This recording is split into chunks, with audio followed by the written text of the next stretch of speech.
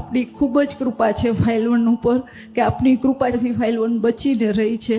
અને એટલા માટે એવું બહુ થાય કે આ કળિયુગના દરેક જીવો સત્સંગને પામે અને જ્ઞાનવિધિ લે. કારણ કે મેં જ્ઞાનવિધિ ઘણા વર્ષો પહેલાં લીધી હતી, પણ પરિણામ ઘણા વર્ષો પછી, અને છતાંય એની કાંઈ પણ આડાવડું થાય તો તરત અંદરથી એક બૂમ આવે કે આ તારાથી ન થઈ શકે. એટલે એવું બહુ રહે કે દરેક મુમુક્ષુ જ્ઞાનને પામે અને જ્ઞાનવિધિ માટેના એ ખૂબ જ ભાવ કરે અને ખૂબ જ એવું રહ્યા રાખે કે બધા ભલે પછી ખપીમાતમાં ન થાય પણ આ બી એક વખત પડે છે ને તો વર્ષો પછી એ ઉગે છે. એટલે એના ભાવ બહુ રહેતા હોય છે. અને આપની મારા ઉપર પૂજ્યશ્રી ખૂબ જ કૃપા છે.